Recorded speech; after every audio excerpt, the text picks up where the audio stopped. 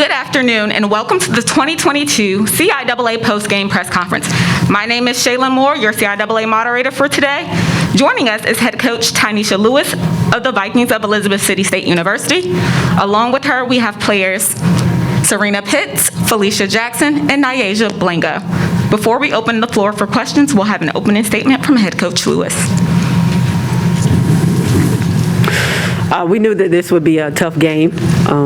They're well coached, Virginia State, and they played us well every single time. And it's difficult to beat a team 3 times. They played hard, but we knew that it would come down to just doing the hard things and rebounding the basketball, trying to be smart with the basketball and executing our game plan. Ladies, either of you can take this question. You held their leading scorer to 0 points in the first half in Natalia Leaks, and then she only had 8 points total. Number 1 defense in the league. What was the defensive plan? Did it involve making sure that you all contained her? I'll take it.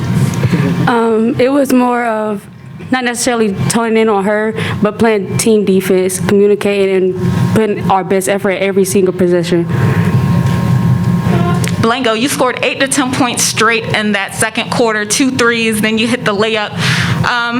What did you feel in that moment that made you just start being aggressive, shooting the ball more, and really going? Coach told me to be aggressive, and just knowing that she had confidence in me just put my confidence at another level, and I just wanted to help our team get our effort up and our energy, bring some energy to the court. Coach Lewis, speaking of your confidence just in this group of young ladies, 21 turnovers is a lot for you all. What did you tell them to make sure that they clean it up on offense and zone into what you came to do today?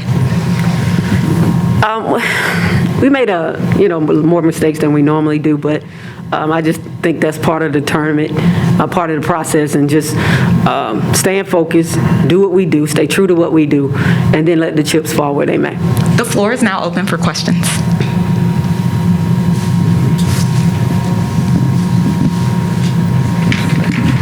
Stephen Gaither, HBCU Game Day. This is for Coach.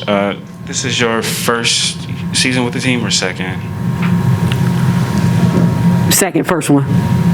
COVID, we didn't have a season. I thought so. I just wanted to be sure.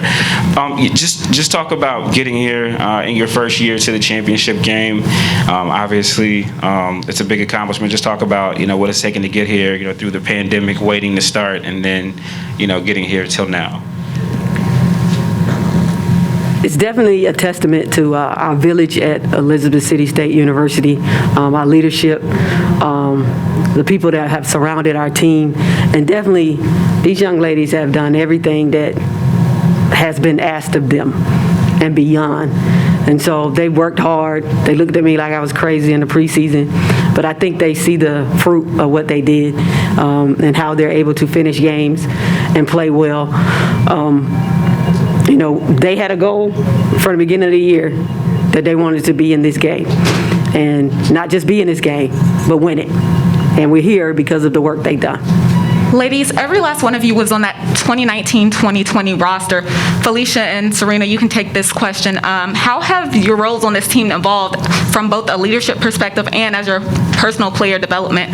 We'll start with you, Pitt, CIAA Defensive Player of the Year.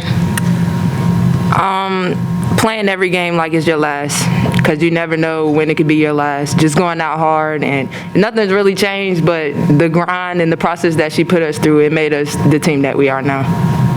Felicia, you lead the Vikings in scoring. How has your role evolved? I had to give thanks to my coach. If it wasn't for her pushing me so hard, I don't know if I would be able to be the player that I am performing at right now. And she always preached that at any moment it could be our last game, so playing it to our last game.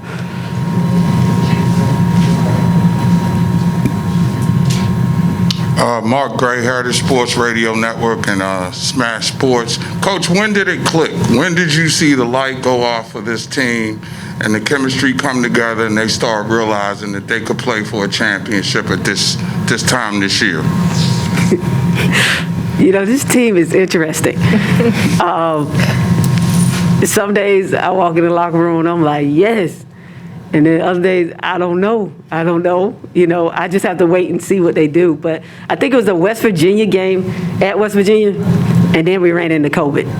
I mean, that game was amazing. And they play well. They play well together.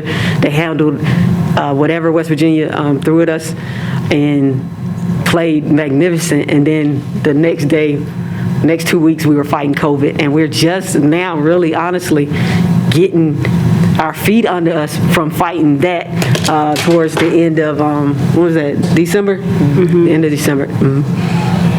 Ladies, speaking of COVID and just not being able to play and now getting back to the game you love, but not only that, you all are on the brink of making history. Elizabeth City State University has never won a basketball championship here at the CIAA for the women's side. How does it feel personally to you? It's definitely an honor. It just goes to show that hard work does really pay off. She pushes to another level every single day, and it's really just coming true. And just believing in what she's telling us and knowing that she knows what she's talking about just helps us get where we need to be. Any questions final on the floor? I'll end with a question for Coach. CIAA play, it's a quick turnaround. You'll be right back tomorrow. What's the next 18, 20 hours look like for you? Food, film, sleep. So food, Win. film, sleep. Win. Yeah, that's it. Yeah. Food, film, get some rest, and at this point, everybody's tired. Doesn't matter. Comes down to the team that wants it the most. Thank you, and this will conclude our post-game press conference. Congratulations to the Vikings of Elizabeth City State University. Thank you. Thank you. Thank you so much. Thank you. Get them highways.